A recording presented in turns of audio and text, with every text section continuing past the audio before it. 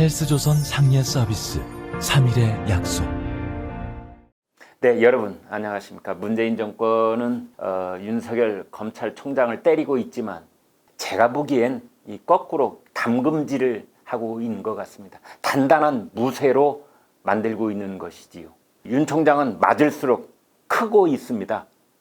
윤 총장은 정치에 전혀 뜻이 없다가도 이렇게 정권이 노골적이고 비열하게 찍어내기를 하고 나오면 분노가 폭발할 수도 있습니다.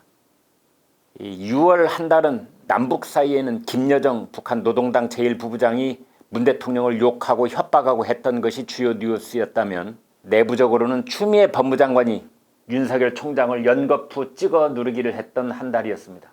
그런데 그 마지막 날에 추미애 장관과 마치 교감이 오간 듯 이성윤 서울중앙지검장이 대검의 윤석열 총장에게 노골적이고 공개적으로 대드는 항명 사태가 벌어지고 말았습니다.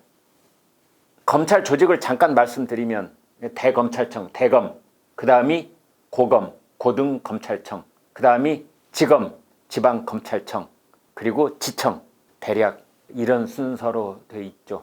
대검, 고검, 지검, 지청. 대검에는 검찰총장이 있고, 고검에는 고검장, 지검에는 지검장, 지청에는 지청장이 있습니다. 이 대검 밑에는 6개 고검이 있는데요. 그 첫 번째 고검이 서울고검입니다. 그리고 서울고검 밑에는 다시 8개 지검이 있는데, 서울중앙지검, 그리고 동서남북지검 4곳, 거기에다가 의정부, 인천, 춘천 이 3곳까지 서울고검 관할입니다. 그런데 서울중앙지검장이 대검 총장에게 대든 것입니다.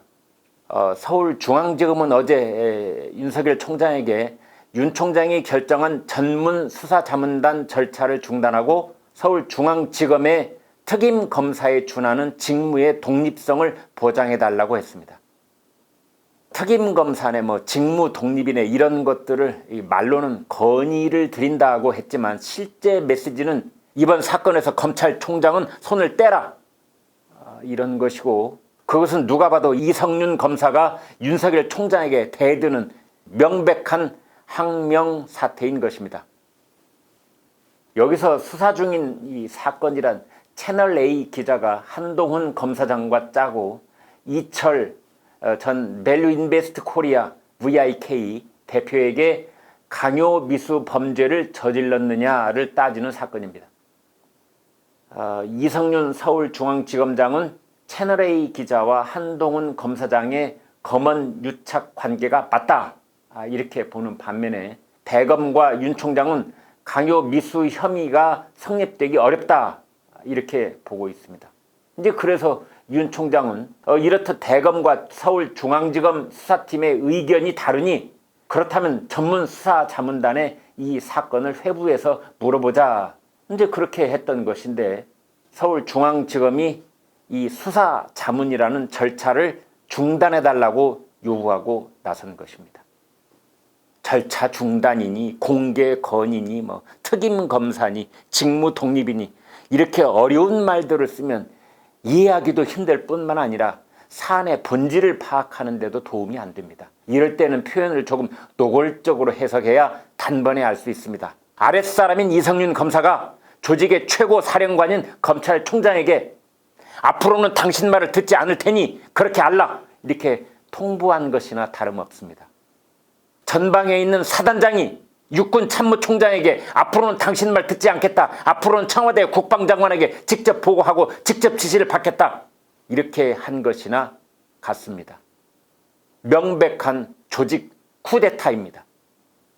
그렇다면 이성윤 서울중앙지검장은 왜 기자들에게 문자 메시지를 보내 공개적으로 윤석열 검찰총장에게 대들고 있는 것일까요?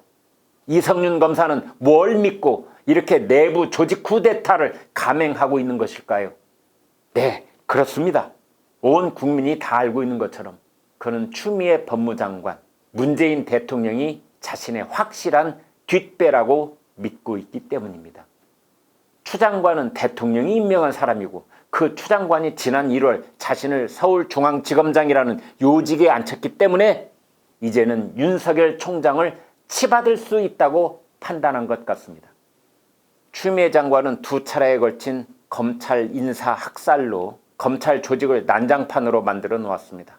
그런데도 윤석열 총장이 끄떡 않고 버텼을 뿐만 아니라 추 장관 표현대로 법기술을 부려서 추 장관의 압박을 피해가자 여당 의원들이 추 장관에게 검찰에 순치되는 것 아니냐 이렇게 공격을 했던 것이며, 그러자 이에 위기의식을 느낀 추 장관이 윤 총장에게 내 명을 거역했다느니, 지시 절반을 잘라먹었다느니, 쥐랍시고 이를 꼬이게 만들었다느니 이런 막말에 가까운 험한 말들을 쏟아놓았고, 이윽고 그제는 추 장관은 윤 총장의 수사자문단 회부를 아주 나쁜 선례가 될 것이라고 했던 것이며, 그 말을 기다렸다는 듯이 이성윤 검사가 총장에게 공개 반란을 일으킨 것입니다.